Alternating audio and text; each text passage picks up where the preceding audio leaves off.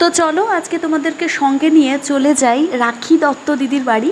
দিদি কিন্তু জানে না আজকে আমি দিদির বাড়ি যাচ্ছি। আজকে আমার জীবনের সেকেন্ড গীতা দান বা গীতা দেওয়া। তো রাখি দিদির বাড়ি চলে যাচ্ছি রাখি দিদিকে না জানিয়ে। আমি এসে পৌঁছে গেছি মাননীয়া রাখি দত্তের বাড়িতে। রাখি দত্তকে কিনাহারের মানুষ চেনে না, খুব কমজনই আছেন, তো অনেক সম্মাননা রয়েছে ওনার ঝুলিতে। তো একটু এসো, আমি রাখিদির বাড়ি নিয়ে যাই। রাখিদির বাড়িতে আসার উদ্দেশ্য হচ্ছে এই শ্রীমদ্ ভগবত গীতাটা রাখিদিকে দেওয়ার জন্য এসেছি। তো এসো রাখিদি। তো আমি আমার সঙ্গে পেয়ে গেছি, এই যে এসেছি রাখিদির কাছে, এবং রাখিদির হাতে আজকে আমি তুলে দেবো এই শ্রীমদ্ ভগবত গীতা।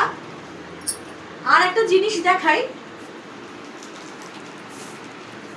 তো রাখিদিকে দেখতে একদম সাধারণ গৃহবধূর মতন মনে হলেও উনি কিন্তু সাধারণ কোনো মানুষ নন।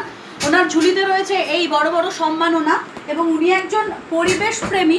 আর একটা সময় পার্থেনিয়াম নিধনে রাখিদির ভূমিকা ছিল অপরিসীম, সেই কারণের জন্যই এই সম্মাননা তার ঝুলিতে রয়েছে। তো আমি রাখিদিকে একটাই কথা বলবো যে রাখিদি, এই যে আমি এই অমূল্য জিনিস তোমার হাতে তুলে দিতে পেরেছি, সেই জন্য আমি নিজে ভীষণ সৌভাগ্যবান বলে মনে করি নিজেকে। তোমার এই বইটি নিয়ে আগামী দিনে মানে কি লক্ষ্য বা কি করতে চাও, বা শুধুই কি তুমি পড়ার জন্য এই বইটা তোমার হাতে দিলাম, নাকি এর থেকে অন্য কিছু হতে পারে, তুমি নিজে কিছু বলতে। সব থেকে বড় কথা, আমি দুদিন আগে আমার ছেলেকে কথা দিয়েছিলাম যে পদ্মাবতী আন্টিকে বলবো যে একটা এমন কিছু তোর জন্য দিতে যেখান থেকে তুই মহাভারতের পাঠ নিবি, জীবনের শিক্ষা নিবি। আচ্ছা, তার আগে দুদিন আগে মহারাজজি আমার ঘরে এসছেন। হ্যাঁ, আমি এটাকে সাধারণ গ্রন্থ তো কখনোই বলবো না, আমি বরং বলবো এটা আমার ভগবত প্রাপ্তির খানিকটা রাস্তা স্মুথ করলো, মানে মসৃণ করে দিল। তোকে ধন্যবাদ দেবো না, ঈশ্বর তোর মাধ্যমে। আর আমি তো বলে গিয়ে আসিনি, একটা সারপ্রাইজের মতনই ব্যাপার হয়ে গেল আমার কাছে। আমি গায়ের লোম খাড়া হয়ে যাচ্ছে, আমি সিরিয়াসলি বোঝাতে পারছি না যে কিভাবে বলবো। এটা আমার কাছে অনেক কিছু পাওয়া, জীবনের একটা বিরাট অধ্যায় আমি পেলাম আজ। আমি চেষ্টা করব সম্মান রক্ষা করার জন্য। আমার ধন্যবাদ বলবো না, আমি বলবো যে তোরা ঈশ্বরেরই দূত হয়ে আমার বাড়িতে এসেছিস।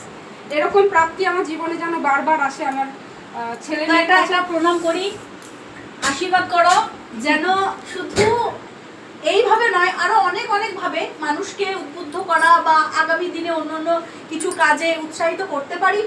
আর রাখিদি কিন্তু পেশায় একজন গৃহশিক্ষিকা, মানে ওনার হাতে বা ওনার ছত্রছায়ায় প্রচুর ছেলে মেয়েরা বড় হচ্ছে।